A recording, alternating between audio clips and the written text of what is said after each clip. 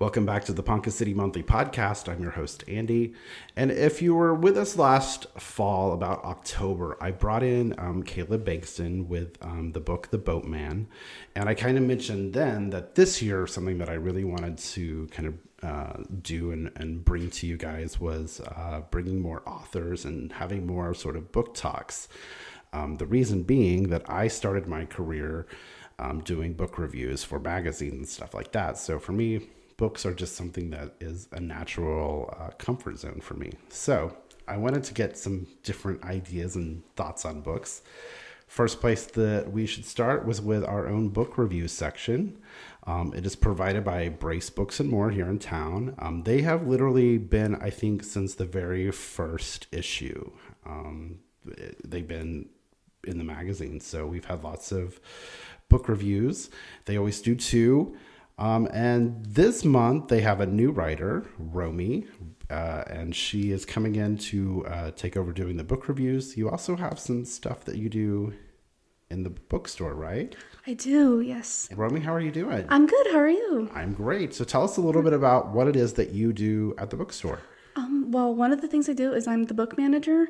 So I'm in charge of checking in the new books, and I'm getting closer to ordering books. We're kind of stepping into that new territory.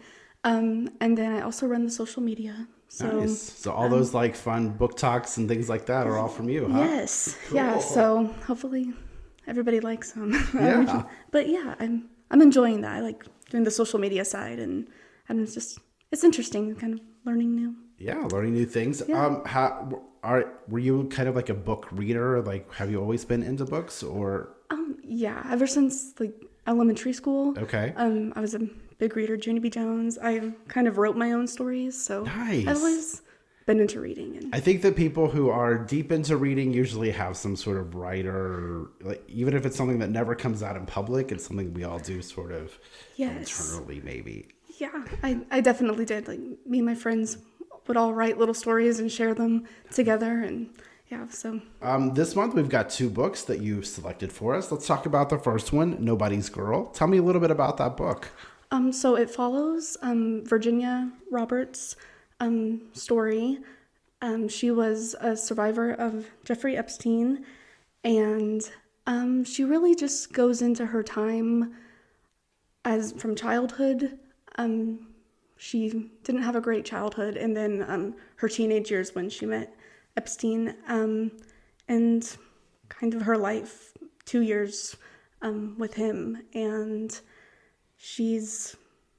her writing was just amazing in how she was able to convey all this traumatic stuff that happened to her. And I definitely had to take breaks because it was just a lot, if you're familiar with that. And but then she's also talked about life afterwards.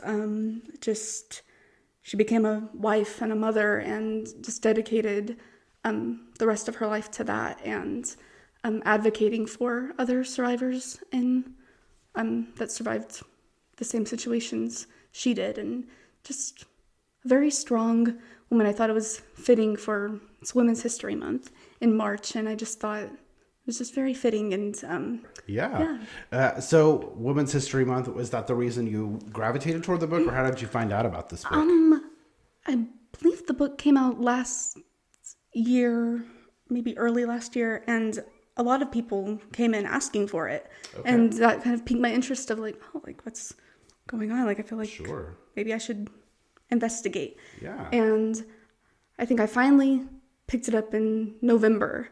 I was ready to dive into it, and so I did. And because you say in the review that you really liked at the end how she sort of kind of reinvented herself and kind of went on with her life and focused on her family and stuff, right? She did. Yeah, she lived in Australia and just dedicated her life to her, I believe, 3 kids and her husband, and just I know that her experiences were still very prevalent in her mind, and she still had to work through that herself, but still just to still be able to be an amazing mom and dedicate her life to them was just, I don't know, fulfilling in a way that I'm glad she got a semi-happy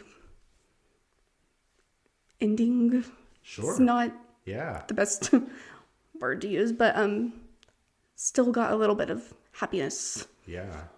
Yeah. So the book is available at Brace Books. Yes, Yeah, it so is. you can pick it up now. I always like how every time we do every time we do the book reviews, those books are kind of like right up front or right sort of in the back.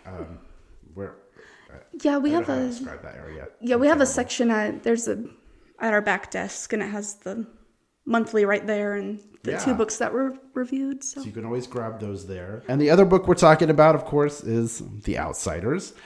Coming up, let's see, this is going to air the few days after March 25th, a few days ago.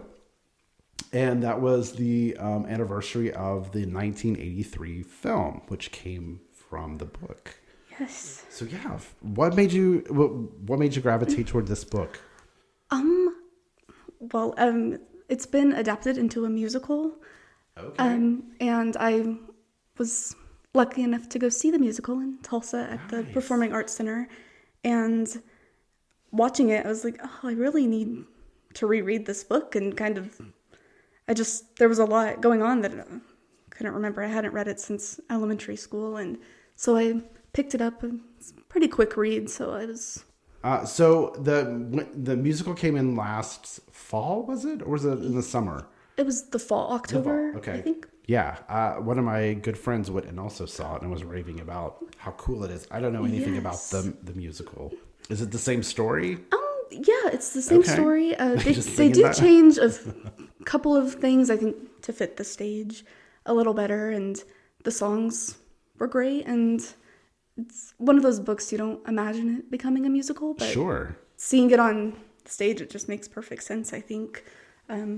The cast was amazing. I don't know, I love musicals. I've been obsessed since I was a kid, so I never could get on stage. But anyways, just watching it and seeing like these characters be adapted. Musicals are really fun. That's fun that you mentioned that because you and I have that in common. I love musicals. I actually thought for a second I could make it as a musical performer. I didn't realize you had to like really be able to sing and really be able to dance. Yes. Yeah, my thing was always like getting up there and being in front of people. I was like, absolutely not. I can't. One of my most embarrassing moments in my life was actually at an audition. No. I realized I wasn't going to cut it. And like, what do you do in that situation? You just, right. Like, you realize you're not good enough. Like, you don't know this dance. Like, they just showed you got like 2 seconds to learn it. Yeah, it's not happening. Yeah. Yeah. Just have to finish strong and be like, it's okay. I don't expect a call back. Yes. But yeah. So, one of the things, of course, that's big about Outsiders is Essie Hinton is from Oklahoma. She's from Tulsa. She grew up there. We were talking about this a little before the podcast started. That cool trivia is that she actually wrote this while she was in high school. So she was like 16, I think we determined. yeah, I think so. That's pretty wild. Can you imagine writing this book then? No, I can't. It's one thing that's always amazed me about The Outsiders is her being 16, just high school kid, writing this book that she had no idea would be such a big cultural phenomenon. I feel like everybody has read it at least once, and whether you've seen the movie or not, I feel like you're familiar with it, especially being from Oklahoma. One of the trivia points that I learned while kind of researching for this was that while she was writing this book, I guess in her junior year at Rogers High School in Tulsa, she received a D in her creative writing class. Apparently the teacher did not think that she had the stuff. Which I wonder what that teacher thought afterwards. Like, oh man, like, yeah. I don't know, just... She, so got a D going there at Rogers. So that kind of, I'm sure that must have shaped her. Like, are you the type of person that whenever somebody tells you no, that just kind of inspires you to work even harder? I think a little bit. Yeah. Yeah. I wonder if maybe that was her, like, getting the D, just got her to go back and try even harder to prove like I do have the stuff. Yeah, it's like I'm gonna show this teacher that I do have it. Yeah, I'm curious. It'd be so interesting to talk to her and kind of see. You can. She's just in Tulsa. Yeah, that's true. I guess we can just go to one of her book signings or whatever. Yeah. I'm sure that on March 25th you will be able to track her down somewhere. True. So go to Tulsa and be like, okay. And, well, one of the things that will be happening on March 25th, of course, is that the house in the movie, the Outsider's House, as they call it, Yes. is now a museum in Tulsa. You can go tour it, and they have like movie memorabilia, things like that. So it's kind of a cool little spot. But I'm sure you can see SE there. Yeah. Sure, maybe I'd get lucky one day. You'll have to like send us an update because this will air. We're recording this weeks before that, so maybe you'll get to meet her sometime in there. Maybe. Since we're talking about the movie again, like I said, this is unfair because I know so much details about this. Was that Francis Ford Coppola was one of his kind of great movies. Do you know that how the movie came to be, like how the book got transferred to a movie? I don't.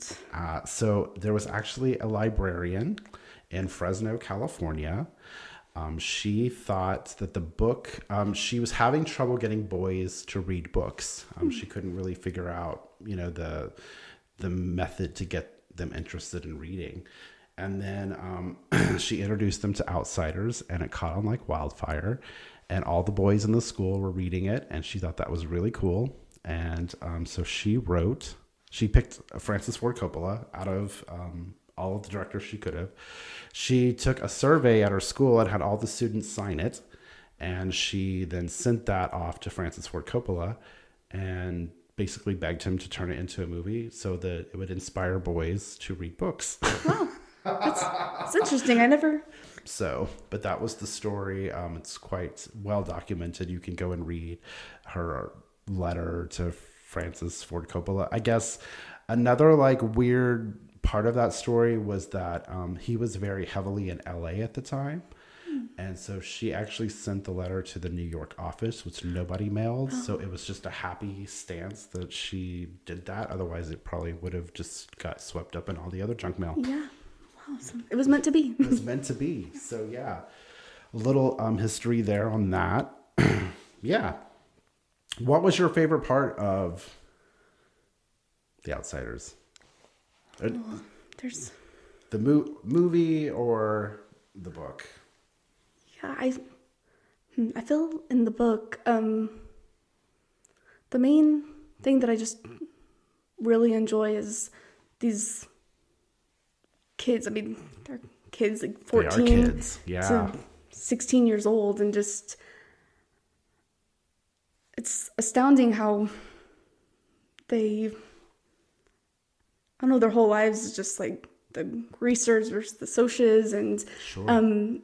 By the end, they just realized like none of that mattered after the events of the book. After what happened, like losing two of their friends, it just seemed like, oh, that was just those problems. It doesn't even matter anymore, But yeah, and I feel just the friendship between all of them, and like that's one of my favorite things about it. Yeah. And yeah, they just, the closeness and just I don't know, it's, again, written by a 16-year-old, so I guess who knows that better than a fellow teenager. Sure. Okay, well, Romy, we thank you so much for dropping in with us today. You're going to come back. We're going to talk more books. We discussed that maybe next month, maybe Hail Mary, because it's going to be a big topping point for... It'll come out does it come out this month in March? the 20th. Yeah, so it's going to come out here in March, but we won't see it and have a chance to talk about it until April. So we'll see you guys back next week. We're going to have another great podcast, so join us then. Thanks.